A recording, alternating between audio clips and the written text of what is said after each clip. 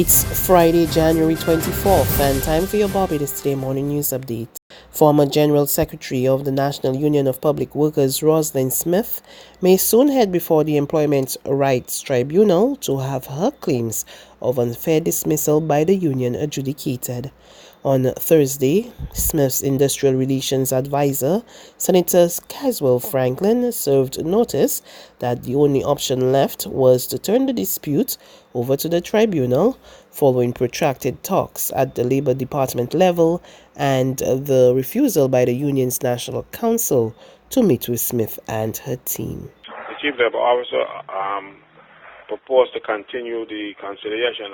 I see no benefit in that. It will serve no useful purpose. So I want the matter to go to the tribunal, let the tribunal decide. You've done anything to make that happen yet? No, the Chief Labor Officer is the only body who can send it to the tribunal, but she wants to continue this talk shop nonsense. I am not minded to. When contacted, Acting General Secretary Delcia Burke admitted that the union's council had in fact refused to meet with Smith's side. However, she insisted that the union's delegation has been turning up to all of the meetings scheduled with the Chief Labor Officer.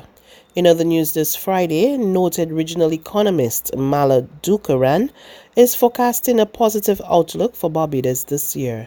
In her 2020 Caribbean Economic Outlook released Thursday, Dukaran said even though the economy contracted again last year, Barbados can still expect growth of about 1.8% over the next 4 years.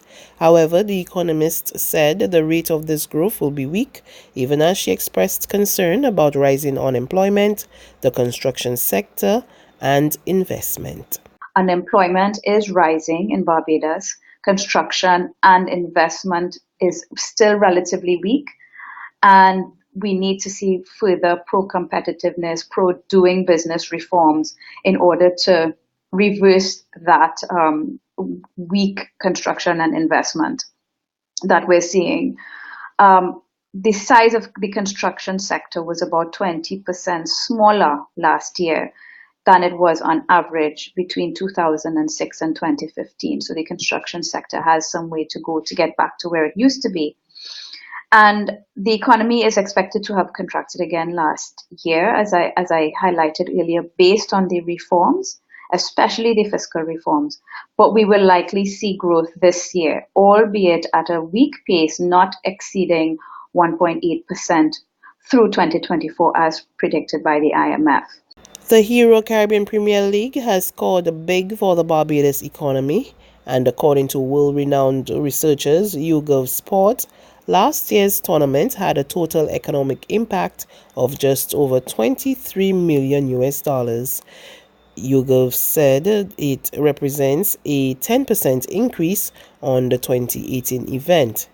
And it says the figure was calculated using organizer spend, visitors spend, and media value.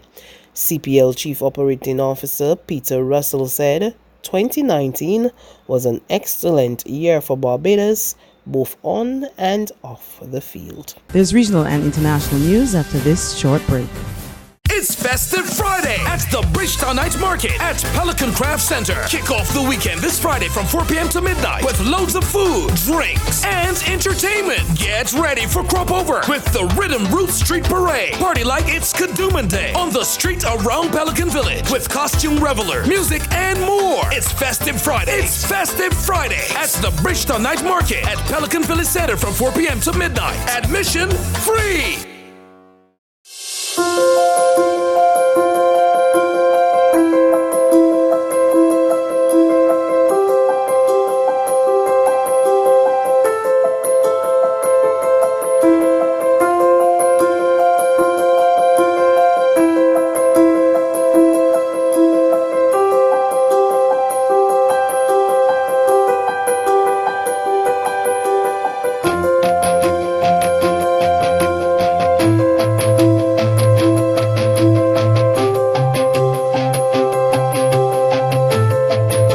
Barbados Today, news you can trust. To developments from our regional neighbors now, the Bahamas' tourism sector exceeded a record-breaking 7 million visitors in 2019, despite the impact of Hurricane Dorian. More in this ZNS News report. Combined with data-driven, agile marketing, authentic storytelling, and an aggressive public relations campaign, Minister of Tourism and Aviation, the Honorable Dionisio de Aguilar, acknowledges that welcoming 7.2 million visitors to the Bahamas in 2019 is a win for every Bahamian. Here's a breakdown. The highest recorded amount of stopover visitors to the Bahamas totaled 1.78 million last year. 1.45 million of those tourists came from the United States. Cruise passengers to the Bahamas make up the remaining numbers, as the Bahamas is the largest cruise destination in the Caribbean. And just as a reminder, the Bahamas recorded 6.6 million visitors in 2018. It represents a 9% increase. Minister de Aguilar maintains that while Hurricane Dorian did indeed impact tourism on Abaco and Grand Bahama, it didn't slow the country's tourism growth. Ministry executives have traveled to New York and to Miami and to Canada and to London, to Paris and even Australia, speaking at top tourism conferences and meeting with travel partners, media and influencers to spread the message that the Bahamas is open, beautiful, and ready to welcome all with open arms. And finally, the World Health Organization has declared that the coronavirus is not yet an official public health emergency of international concern, but warned that it is an emergency in China. This after the WHO Emergency Committee, which advises the head of the agency, remain divided after 2 days of deliberations on whether the respiratory disease had reached such status. 584 cases were reported to the WHO as of Thursday evening, the vast majority in China. China has taken measures it believes appropriate to contain the spread of coronavirus in Wuhan and other cities. We hope that they will be both effective and short in their duration. For the moment, WHO does not recommend any broader restrictions on travel or trade. We recommend exit screening at airports as part of a comprehensive set of containment measures.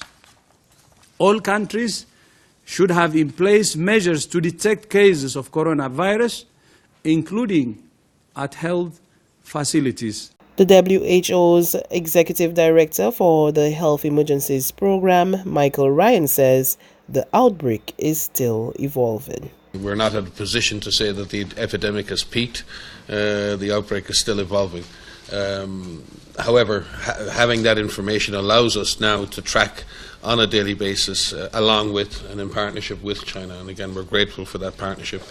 And again, it must be said, in many of these situations in the past, countries haven't been prepared to share that detail of data. And that's news, but for the very latest, visit us at www.barbadostoday.bb. You can also subscribe to our e-paper, email updates, or like us on Facebook, and sign up for our breaking news alerts via WhatsApp. We're also on Izumi Media in bus terminals, as well as screenplay at supermarkets and gas stations near you. You can also hear us on Mix 96.9 FM and Capital Media HD 99.3 FM.